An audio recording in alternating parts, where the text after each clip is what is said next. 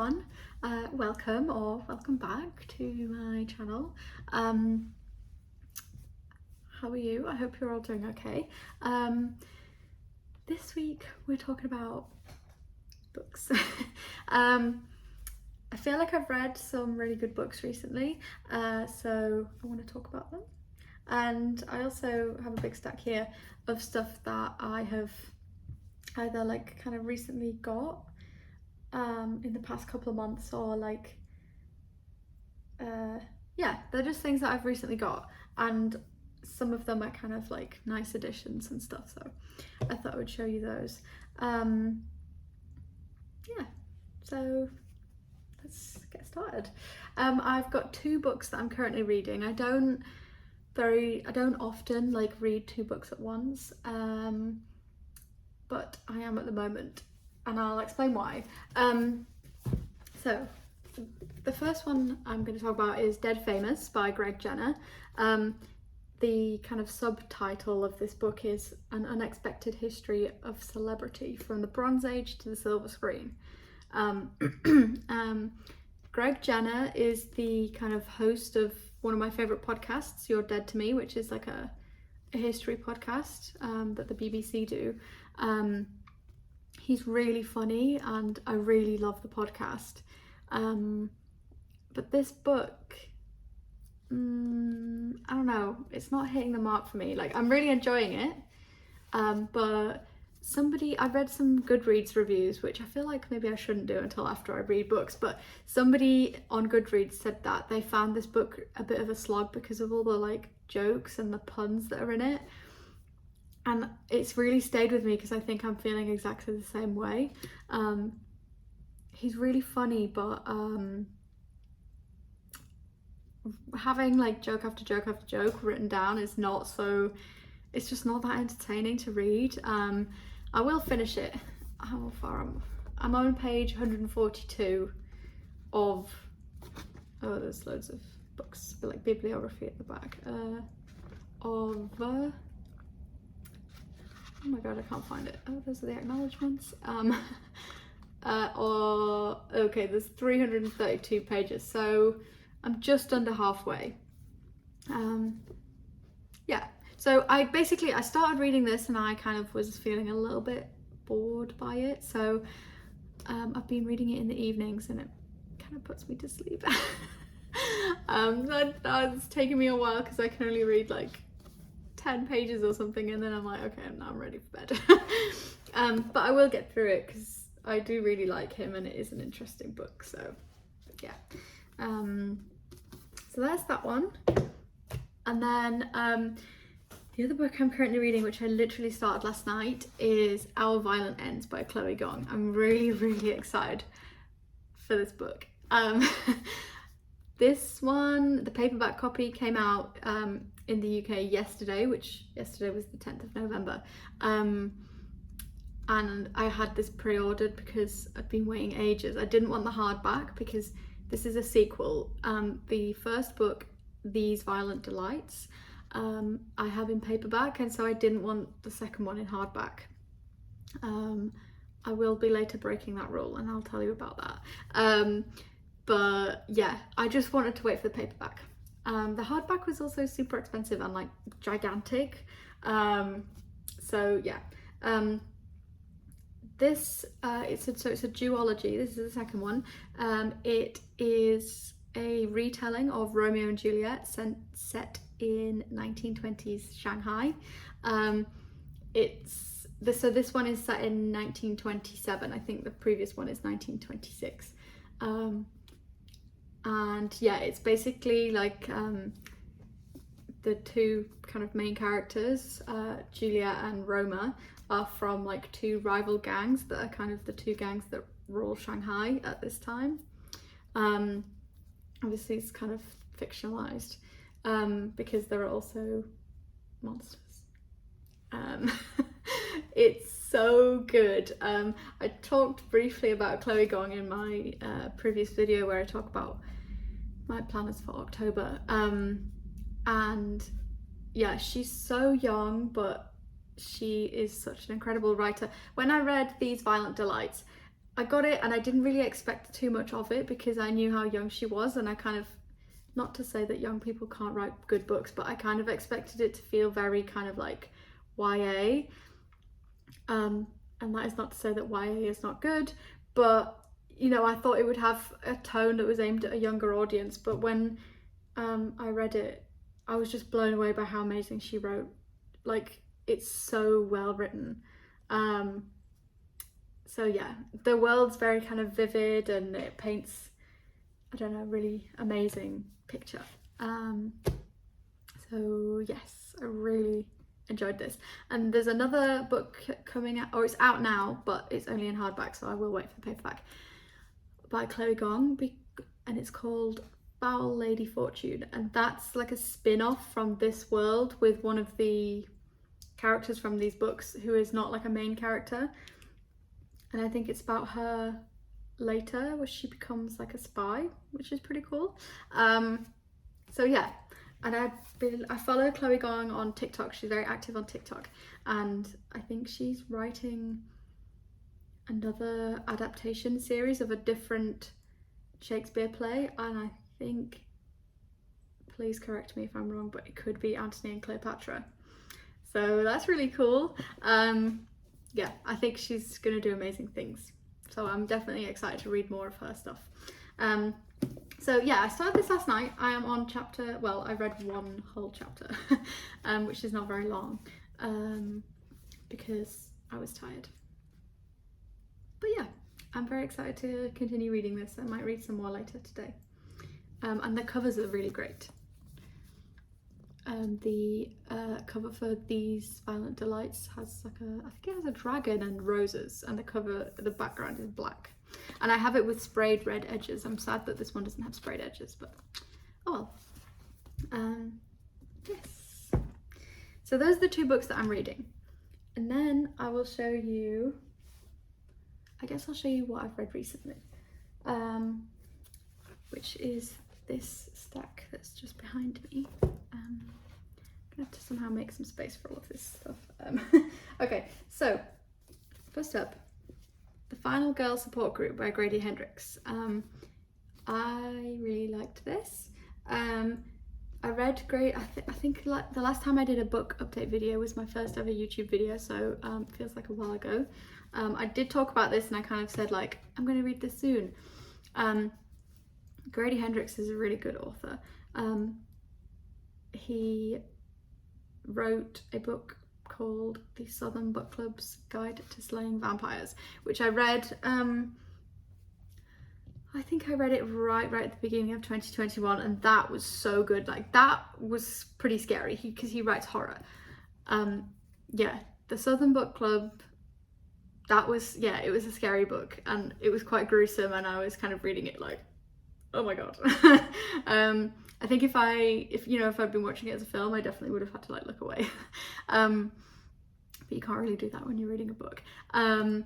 So this one I kind of thought was going to be a similar sort of thing, but it wasn't so much. I think if this was a film, I would have watched it and I would have thought, oh, that was good, but I wouldn't have been super scared by it, I don't think, even though I'm not very good with horror.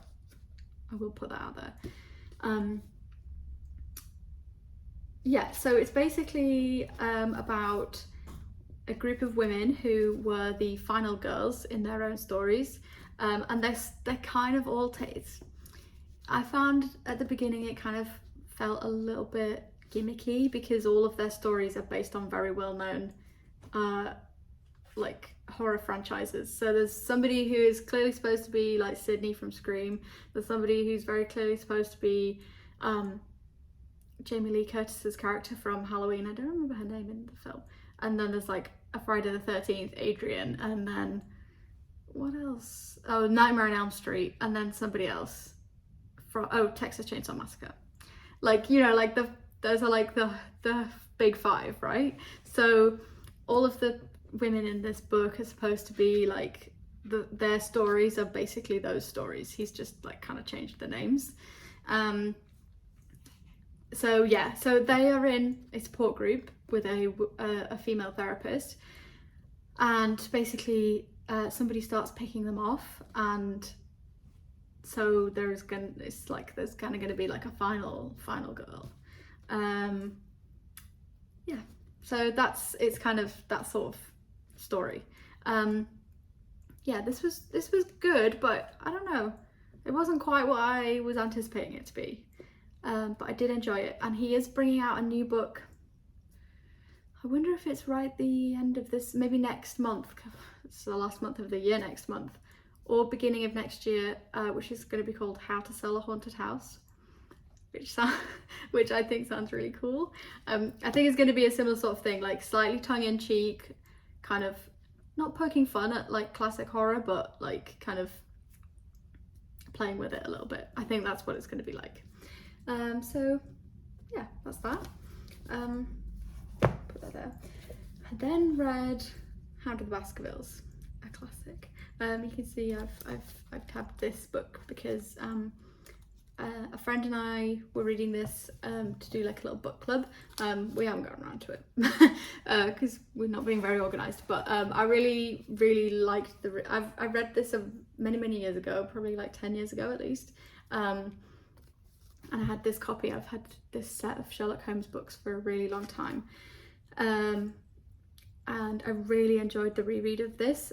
I hadn't read this since I read this before I read Wuthering Heights, and rereading it really made me think of Wuthering Heights. I know it's set in a completely different part of the country, but with kind of desolate moorland, and like, I don't know, it just felt very gothic. So yeah, I really enjoyed the vibes. And it's a really short book. My edition of this has 214 pages. Really short. So yeah, that I really enjoyed rereading. And then another reread. I got really sucked into rereads in October, I think it must have been. I don't know, I don't know why. It doesn't matter, but yeah. So reread Six of Crows and Crooked Kingdom by Leigh Bardugo. These books are set in her Grishaverse, and these are definitely, I think, my favourite of her books in that universe. I love the characters so much. Like, I read these two books in January this year, and I was already itching for a reread of them, and it felt like I was saying hello again to old friends. Like, I think that, I don't know, for me that's the mark of a really good book. Yeah, there's a quote on the back of this one which I really love, which I think I pointed out in my my other book video, but the quote on the back from the Independent newspaper is "Ocean's 11 set in a Game of Thrones-esque world, electric prose." And it is, but this one is basically like well, they both are actually kind of like heist stories, but they're set in like the Grishaverse, like a magical world, and it's kind of like a group of 6 people who end up coming together and becoming friends, and I love these books so much. Yeah, I would quite like to get this. So you see, my copies are kind of the foiling's rubbing off the cover of this one, and I obviously like crack the spines because I do that. But there's special editions of these, like special edition hardbacks of these books, and I think I would like to get them because, yeah, they feel quite special, like precious books. So yeah, I will definitely be getting those at some point. Also, these ones have the Netflix adaptation sticker on, which I don't hate it, but I also, you know, I don't love it.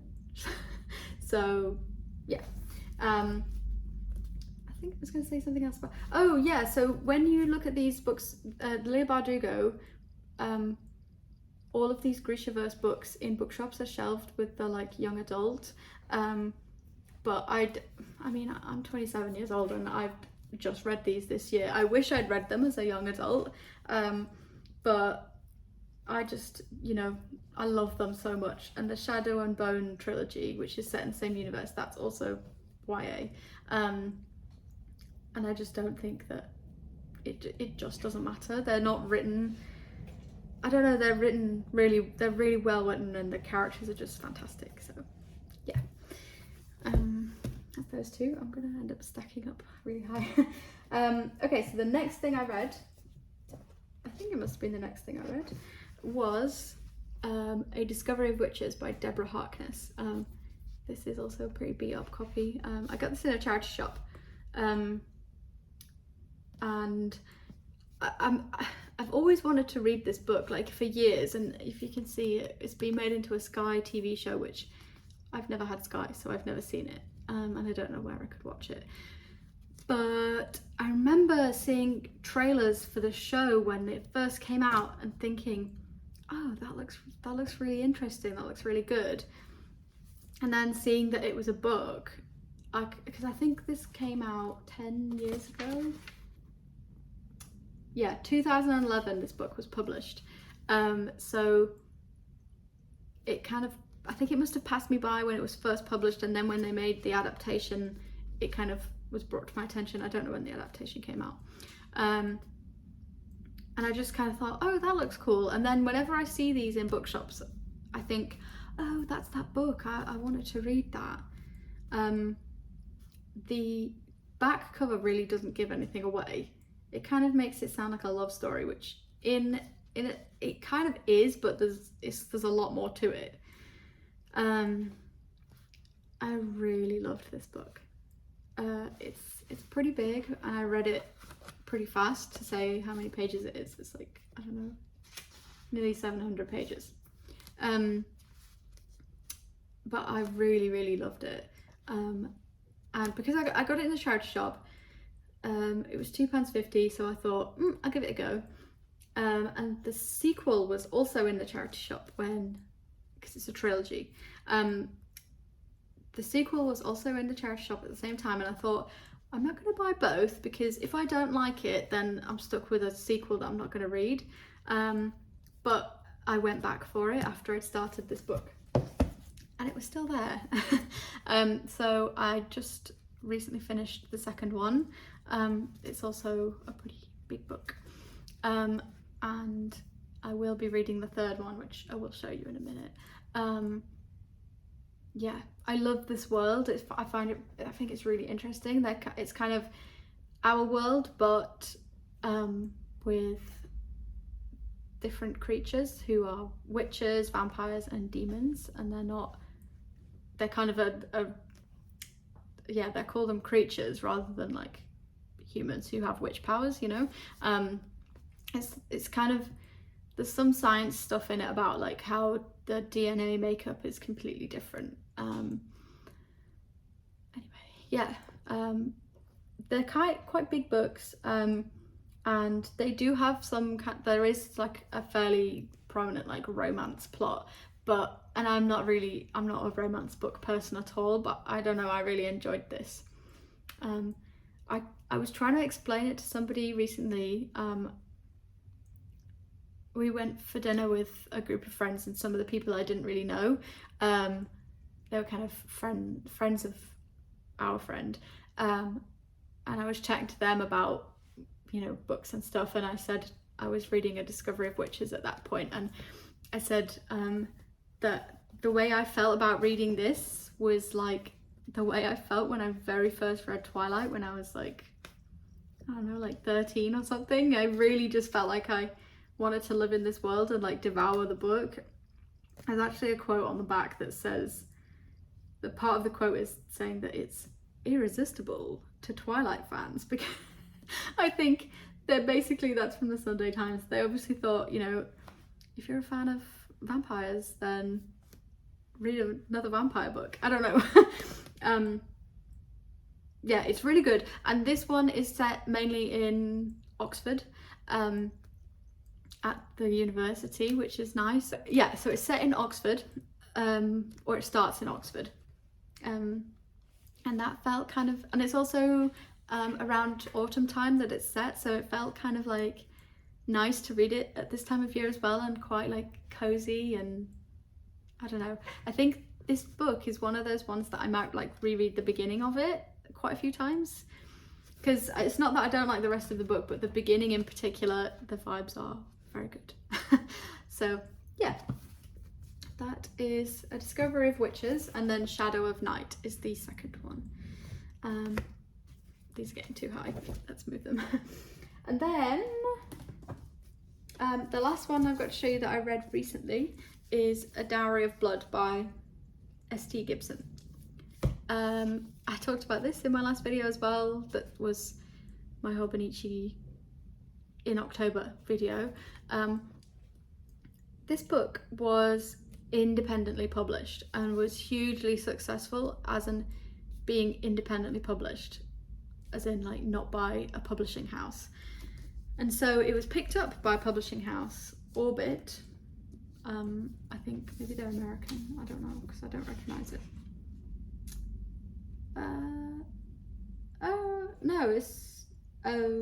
No, they are based in the UK. They're like an imprint of a bigger company. Anyway, that's not relevant, sorry.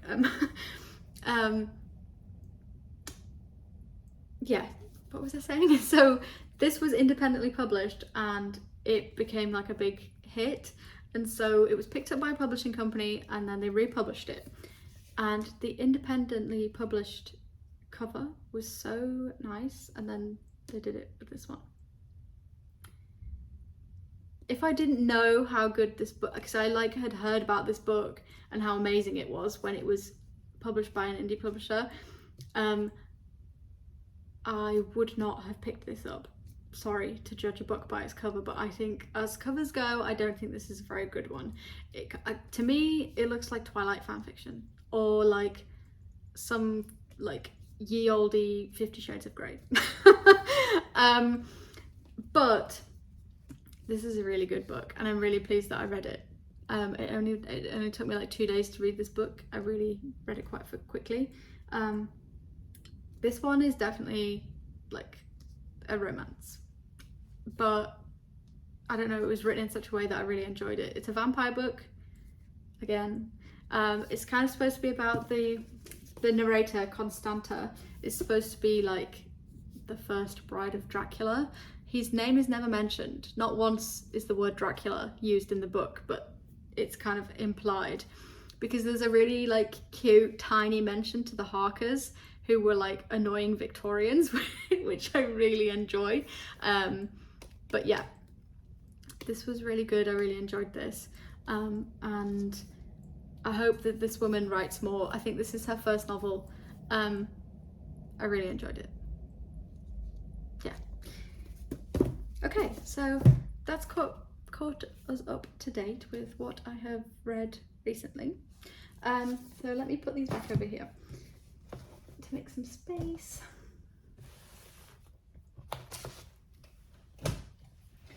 And then yeah, these are what I'm reading now. Those are going to go over there. Okay, let's talk about what I'm going to read soon. If you haven't also clocked, I've read like pretty much all fantasy. I've just been really into it. I went through my books recently to clear some stuff out for charity shops and things, and I basically got rid of loads of stuff that was like kind of real world, like family drama type relationship-y books. I don't know, like sorry to people who love Normal People, but I got rid of my copy of Normal People. I've never read it. I don't really have an interest in reading it. Last year or the year before, I read On Beauty by Zadie Smith. I did enjoy it, but I'm never going to reread that book, so I got rid of it. Things like that, because I just want to make room for more fantasy and stuff, because I'm just really enjoying it at the moment, and it's kind of, those are the things that I want to be reading. So yeah, the new books follow that vein. So I'll show you first. This is The Death of Jane Lawrence by Caitlin Starling. this is the book that I got in my little vlog section at the beginning of this video. I realised I didn't mention that part because I'm going to edit it in later, but I hope you enjoyed that kind of vlog style. I feel like I didn't take enough footage when I was out, but yeah, I really enjoyed doing it and I enjoyed editing it together. So if you enjoyed it too, let me know and I will try and do similar things. I don't go into central London all that often because it's normally really hectic and busy. When I went actually on a Monday kind of lunchtime, it was a really good time to go. Also, it was raining, so I feel like maybe that had something to do with it. But yeah, I hope you enjoyed it. Let me know. This is the book I bought whilst I was out. This is the book that I bought in that little clip. This is the US edition. Forbidden Planet, where I got it from, had a whole section that was like new US releases, and I totally like feel like I haven't clocked that before now, that they have a US releases section, which is great. So this book was £8.99, but it had £2 off, so £6.99. Okay, fine, I'll get it. I'd also recently seen this in like a Goodreads, you know, they do like article kind of roundup things on like as kind of like blog articles. I saw this on one of those lists that was about like gothic novels to read in the autumn or whatever, and I was really happy to find it. It's kind of about it's about a woman who marries a man who has this kind of crumbling family manor, and I don't know, there's something untoward going on in the manor, and she basically is forbidden to go there but ends up stranded there one night in a storm. Very gothic. Yeah, it kind of feels like it's got like Jane Eyre vibes. Yeah, I'm just excited to read this. I think I might have to read this quite soon because I wanna find out what happens. What's gonna happen? This is also out in paperback in the UK. I chose the US cover because I think it's nicer, and also it was this one was on offer and the UK cover was not. So yeah. So that's The Death of Jane Lawrence. I'm just looking at this cover, admiring it. It's so amazing. It's very detailed. Like her jewelry is, can you see? So detailed. Really nice. Anyway, I don't know if you could see that or if my face was more in focus. So that's first acquisition. I got that this week because today is Friday and I went on Monday. And then also on Monday, I got home from my little trip into central London, kind of spent a little bit of time at home and, you know, doing my own thing, and then went out for coffee at like 4 o'clock with my boyfriend. And we stopped, on our way home, we stopped into one of our local bookshops and I got Interview with a Vampire by Anne Rice, the like iconic vampire novel. That's also a film, right? So yeah, I think this is going to be good. I don't really know what this I don't really know what this book's about. I didn't even read the back. It's literally somebody interviewing a vampire, but he's like telling his life story. Is my camera doing something weird? So yeah, I think this is going to be good. Also, it's on the back, it says it's book 1 of the Vampire Chronicles, and obviously Anne Rice is a very famous author for writing like vampire novels. Yeah, oh, the third one is The Queen of the Damned. That's also a film, right? Yeah. So, I'm in a vampire mood. So I guess I'll read this one at some point soon. And then, I'll show you this one. I just need to drink some water actually, because I feel like when I do these chatty videos, I talk so fast and it gives me a sore throat. So I need to relax. So this is The Book of Life. This is the third book in the Discovery of Witches series. It's actually called the All Souls trilogy. I didn't mention that earlier. This is the third one. I bought this recently. I bought this at the same time I got A Dowry of Blood. I decided to take a break between the second and the third books because I felt very like, I don't know, like I wanted to read some things that were a bit faster to read because these are big books. How many pages is this one? 637 pages. So it's pretty big one. I think maybe when I've read like a couple more books, I'll then read this one so I can like finish the trilogy. But yeah, I'm excited to read this. This is kind of the conclusion. Deborah Harkness does have another book that's like a spin-off from this trilogy that's got some of the kind of less like, not, they're called minor characters, you know, kind of characters that aren't in it as much. There's a spin-off with them, but I don't know if I'm going to read it because they're not my favourite characters.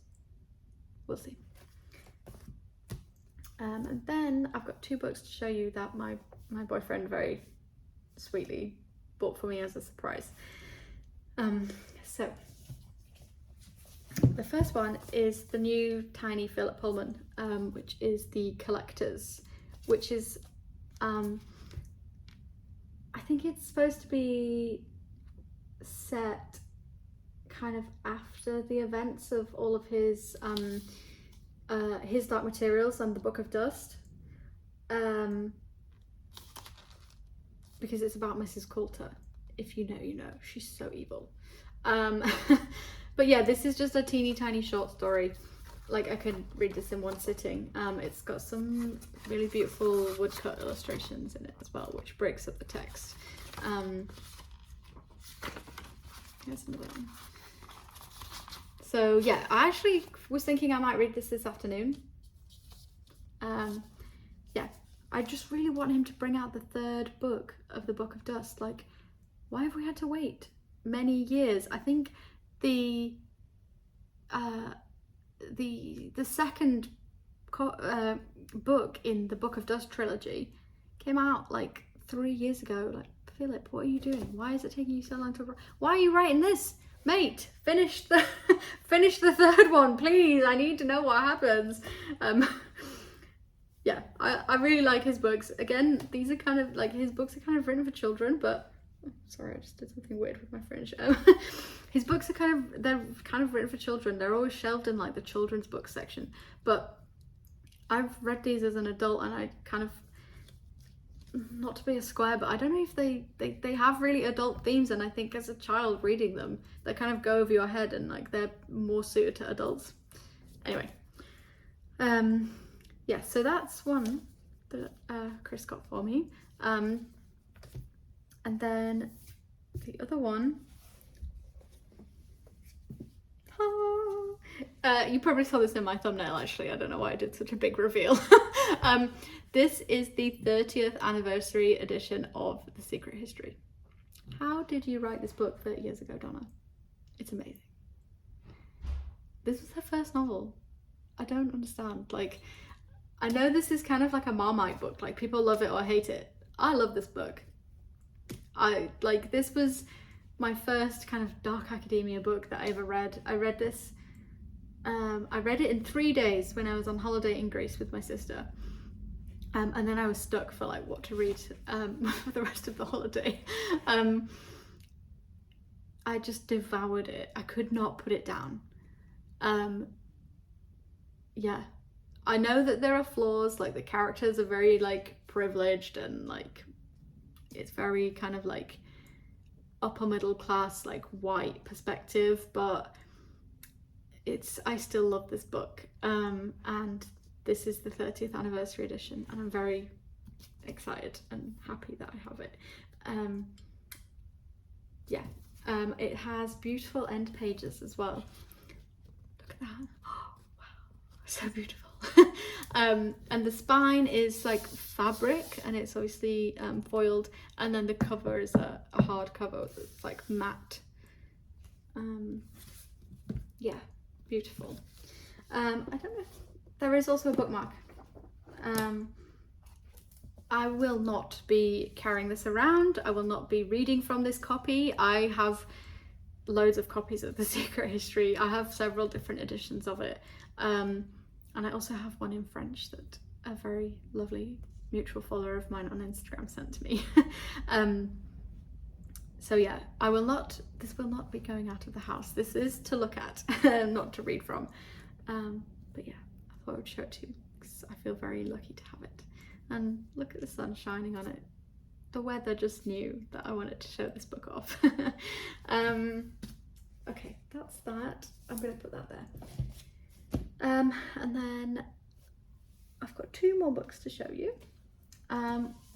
One is The Atlas Paradox by Olivier Blake.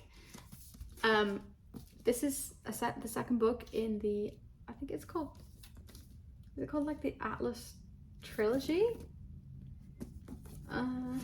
Wait, I'm gonna look. Yeah, the Atlas trilogy. The first book is the Atlas 6, and this is the second book, the Atlas Paradox. If you can see, it's got like a number 2 on the spine. I don't know if you can see that. I have the Atlas 6 in hardback, and so I decided to get the Atlas Paradox in hardback. And the covers are so beautiful. And also this is another one with amazing end pages. Look at that. Yeah. I'm very, oh look, the back's different. Very nice. And then the spine's like this.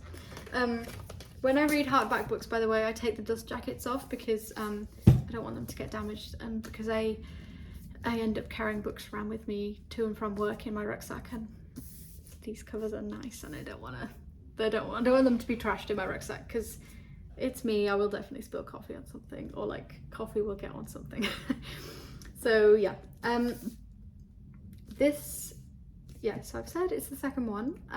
The Atlas 6 is kind of, well, when I started that book, I kind of was under the impression it was a bit like Secret History vibes.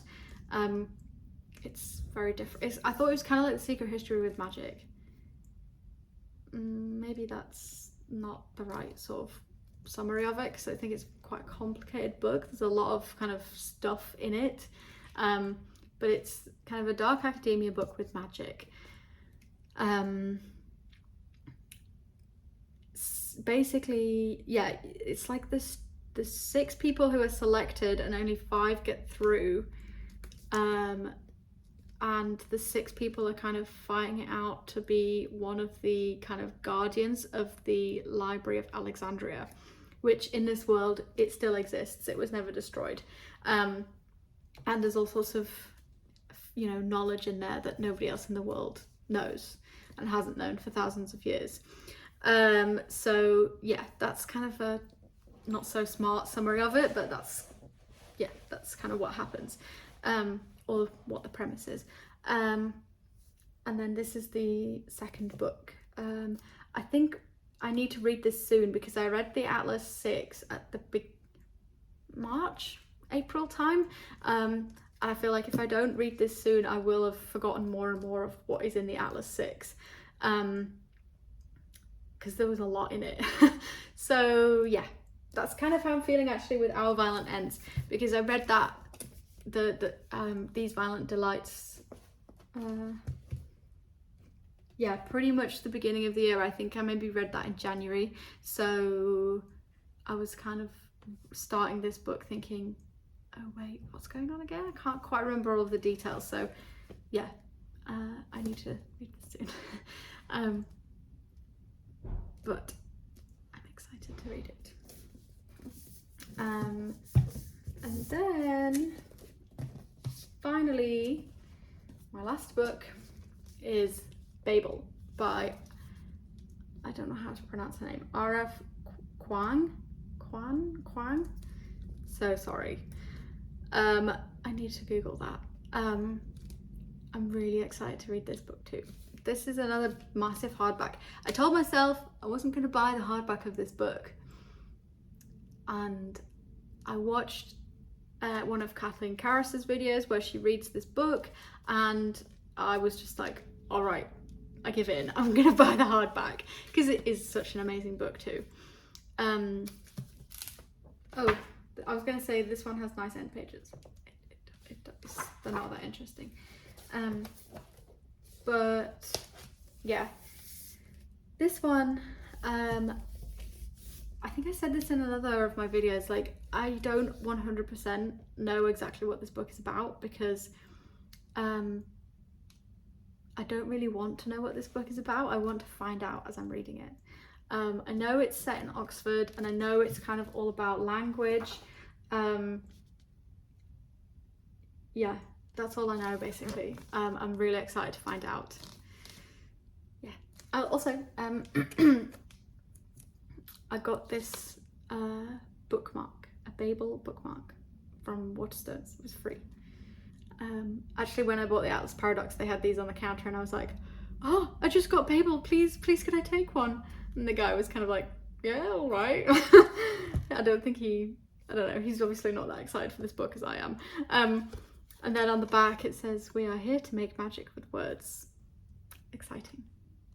So I actually have that kind of as a little piece of decoration on my desk because it's so beautiful. I don't want to use it as a bookmark. So yes, okay.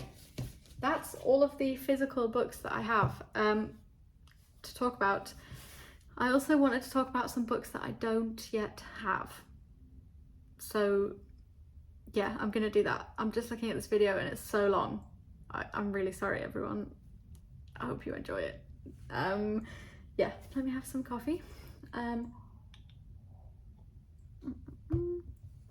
Okay, so let me just pull up my iPad actually, because I already grabbed cover pictures of these books that I'm going to talk about that I don't have, so I want to make sure I talk about the right books. I'm just going to prop it there. Okay, so the first book I want to read, I've got my list actually, Foundry Side by Robert Jackson Bennett. I'll put a picture up on the screen of the cover. This is like a fantasy, it's the first in a fantasy trilogy, and I thought the premise sounded really good. Actually I can't remember it off the top of my head. I don't know, I really like the cover, Shallow, and then I read the blurb and I thought, oh, that sounds really good. So I added it to my Goodreads list, and when I was making this list for this video, I went through my Goodreads and remembered that book and thought that I would include it. Yes, and then the next one I've got to mention is House of Hunger by Alexis Henderson. I'm gonna put both the UK and the US covers up on the screen because I feel like the US cover is way better than the UK one. The UK book is out in hardback currently. I wonder if I'd be able to find the US edition at Forbidden Planet. Maybe. That's another vampire one, and it sounds really good. Like I said earlier, I'm quite into my vampire stuff at the moment. So yeah. And then I want to read Ordinary Monsters by J.M. Miro. This is a book that I'm waiting for the paperback because it's kind of, I think it's even longer than Babel, so it's massive. I saw it in a bookshop and I was like, wow, that is a big book. So yeah, I think the paperback comes out next year. Unfortunately, I'll have to wait till next year, sometime like in the summer, I think. But I thought it was worth a mention because it kind of fits into this whole like fantasy category. It kind of sounds to me a little bit like Stranger Things, but like set in kind of a world that is not our world, like maybe Victorian era, in Edinburgh, I believe. Yeah, I'm down for that. It sounds really good. I love the cover. I think it's also this person's first novel, so, and also I believe it's going to be part of a series too. I realised also lots of books that I am reading are part of series. I think that's nice because if you like the characters, then like you can have more of them. You know, instead of just reading one book and loving the characters and then not being able to go back to that world. Yeah. And then slightly different is Buried by Alice Roberts. The subheading of this book is An Alternative History of the First Millennium in Britain. I read, this is kind of a sequel to another one of her books that was called Ancestors, which is a prehistory of Britain. So prehistory being before, basically before the Romans came and started writing stuff down. Which, you know, there was a lot of history in Britain pre the Romans. Alice Roberts is an anthropologist. If you're from the UK, you might know her because she's on like kind of BBC TV programs sometimes, I think.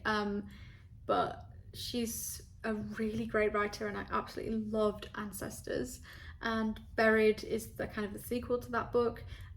It's not out in paperback until January. I'm waiting for the paperback because the hardback is like £25 or £20. It seems like a lot of money. So I'm gonna wait for the paperback. Yes, and then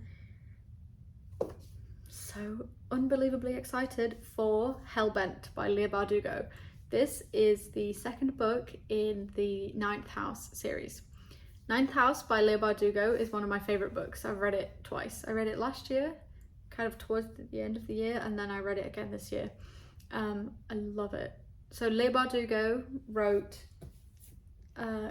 these books, the Grishaverse books, and then the Ninth House was kind of her first book that was specifically like an adult book, not a YA. And sometimes I see it shelved with YA, and I don't think it should be shelved with YA. Because I do think it's definitely an adult book. I love it so much. It's kind of a similar sort of dark academia vibes to kind of secret history and stuff.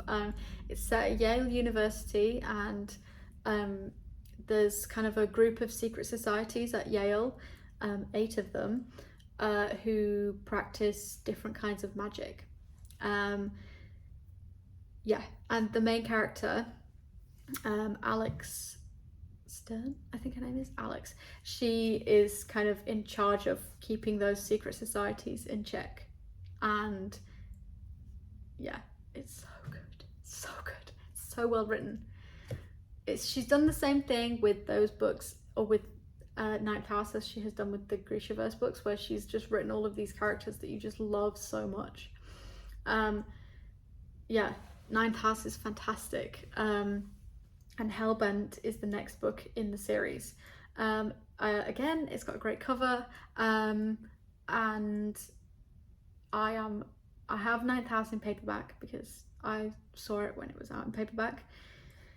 It was actually the first Leigh Bardugo book I read. I hadn't read any of her other books, but I saw it in Waterstones, and the copy I have has a quote from Stephen King on the cover, which is like a glowing kind of snippet quote. And I thought, oh, okay, and it kind of enticed me, and I liked the cover, and that's why I got it. But yeah, anyway, Ninth House I have in paperback.